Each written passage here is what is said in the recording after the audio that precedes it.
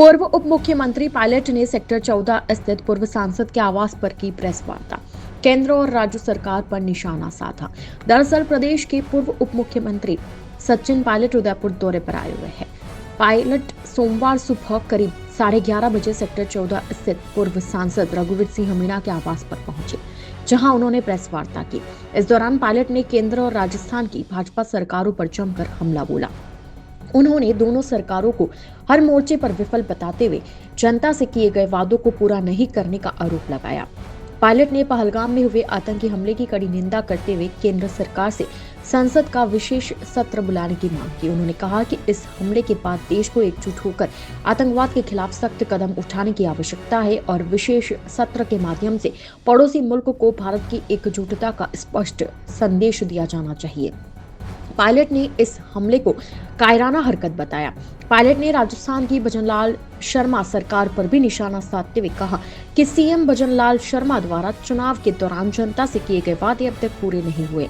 उन्होंने सरकार की भ्रष्टाचार के खिलाफ कार्रवाई को भी नाम मात्र की बताते हुए सवाल उठाया कि अपनी ही सरकार होने के बावजूद भ्रष्टाचार के खिलाफ प्रभावी कार्रवाई करने से उन्हें कौन रोक रहा है। प्रेस कॉन्फ्रेंस में पायलट ने कहा कि केंद्र और राज्य सरकार दोनों ही जनता की उम्मीदों पर खरी नहीं उतरी है। उन्होंने राज्य सरकार से जनता से किए गए वादों को जल्द पूरा करने और भ्रष्टाचार के खिलाफ प्रभावी कार्रवाई करने की मांग की। पायलट ने कहा कि जनता बदलाव चाहती है और दोनों ही सरकारों के क्रियाकलापों से निराश है। उन्होंने कहा कि समय आ गया है कि सरकारें अपनी जिम्मेदारी समझे और जनता के हित में काम करें। उन्होंने विशेष रूप से राज्य सरकार से मांग की है कि वह अपनी कथनी और करनी में समानता लाए और जनता से किए गए वादों को तुरंत पूरा करे। जो पहलगाम में आतंकी ने हमला किया और निर्दोष सैलानियों का जो नरसंहार किया है, मैं समझता हूँ वो एक पाकिस्तान द्वारा एक तरह का आक्रमण है भारत के ऊपर, और उसका पर्याप्त जवाब देना मुझे लगता है समय आ चुका है उस बात का। और कांग्रेस पार्टी ने और समूचे विपक्ष ने निसंकोच भाव से और पूरी ताकत के साथ सरकार को समर्थन दिया है। जो भी उचित कार्रवाई करनी है सरकार को करनी चाहिए। और मुझे लगता है कि एक परंपरा रही है देश के अंदर, जब हिंदुस्तान की संसद पर आक्रमण हुआ था, वाजपेयी जी प्रधानमंत्री थे, उस समय सोनिया गांधी जी नेता प्रतिपक्ष थे और उन्होंने सदन के पटल पे कहा था कि भारत की संसद पर जो हमला किया है वो लोकतंत्र पर हमला है। और उसमें उस समय कांग्रेस पार्टी ने वाजपेयी जी सरकार को पूरा समर्थन दिया और जवाबी कार्रवाई के लिए उनको ताकत देने का काम किया था। आज भी खड़गे साहब और राहुल गांधी जी ने, हम सब ने मिलकर कहा है कि सरकार जो उचित समझे वो कदम उठाने चाहिए, क्योंकि इस प्रकार की घटना को अंजाम देना कोई मामूली बात नहीं है।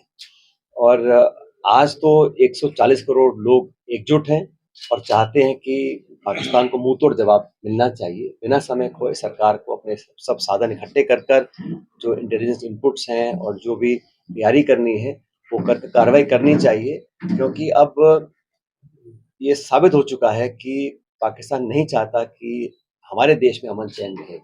और इस प्रकार जो ये घटना हुई है, इसमें नाम पूछकर पहली बार इस प्रकार की इन्होंने हरकत आतंकी ने की है और पूरे समर्थन के साथ की है पाकिस्तान के। मुझे लगता है कि सरकार को बिना समय खोए संकोच होकर दृढ़ता से एक मुंहतोड़ जवाब देने का उनको काम करना चाहिए। पूरा समूचा देश एकजुट है और आतंकवाद को जड़ से खत्म करने का यही एक तरीका है। इस बात पर हमारी कार्य समिति ने प्रस्ताव पारित किया था। दूसरा, हम लोगों ने प्रस्ताव पारित किया है कि हाल ही में अचानक केंद्र सरकार ने कास्ट सेंसस की घोषणा करी है, जातिगत जनगणना। तो हम लोगों ने कहा है कि इस मांग को कांग्रेस पार्टी बहुत लंबे समय से उठा रही है और राहुल गांधी जी ने भारत जोड़ो यात्रा में स्पष्ट कहा था कि देश का एक्सरे होना चाहिए।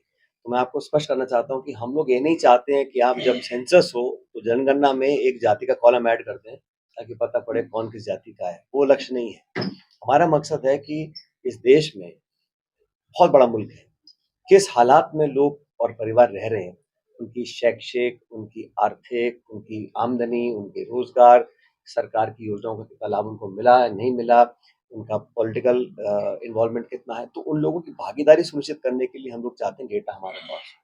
आज सरकारें जो घोषणा करती हैं वो एड हॉक बेसिस पे करती हैं। किसी को साइंटिफिकली मालूम नहीं है कि कितनी तादाद में कितने लोग किस स्थिति में रह रहे हैं। अंदाजे के हिसाब से लोग अपना बजट की घोषणा करना, पैसा आवंटन करना, नीति निर्माण करना, इस प्रकार के काम करते हैं। तो जब तक हमारे पास डेटा नहीं आएगा, हम लोग उनकी भागीदारी सुनिश्चित नहीं कर पाएँगे और करोड़ों-करोड़ लोग ऐसे हैं, जो आज मुख्य धारा से बाहर हैं। उनको अंदर लाने के लिए, एक समानता लाने के लिए और एक साइंटिफिक अप्रोच हम लोग चाहते हैं सरकार अडॉप्ट करे। इसलिए हमने अपने रेज़ोल्यूशन में भी कहा है कि सेंसस जो हो पारदर्शी तरीके से हो और बीजेपी को जुमला देने की बहुत आदत है। उन्होंने एक जुमला दिया महिला आरक्षण का, कब लागू करेंगे पता किसी को नहीं है।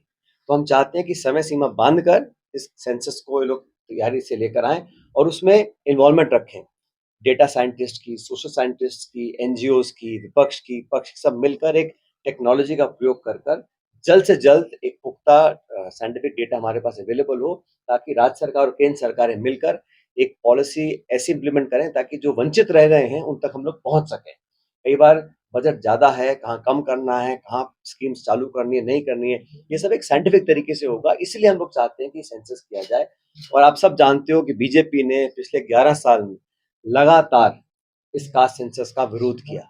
इनके मंत्री, इनके संतरी, इनके मुख्यमंत्री सब लोगों ने कहा कि कांग्रेस की जो मांग है व्यवहारिक नहीं है और देश को बांटने का काम करते हैं। वो नारा याद होगा आपको, बटोगे तो कटोगे, एक है तो सेफ है, ये सब बातें भाजपा बोलती थी और कांग्रेस पार्टी को और राहुल जी को बोलते थे कि अर्बन नक्सल हैं, ये जाति की बात करते हैं।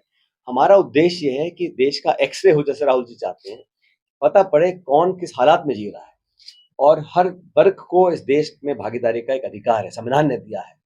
जिस संविधान की धज्जियां सरकार उड़ा रही है, जिस संविधान को कमजोर करने का काम कर रही है, संवैधानिक संस्थाओं को नीतिगत तरीके से कमजोर सरकार बीजेपी की कर रही है। हम लोग चाहते हैं कि सेंसस भी जो हो, ये समय सीमा बांधकर होना चाहिए, पारदर्शी होना चाहिए और साइंटिफिक अप्रोच के साथ होना चाहिए और जल्द होना चाहिए।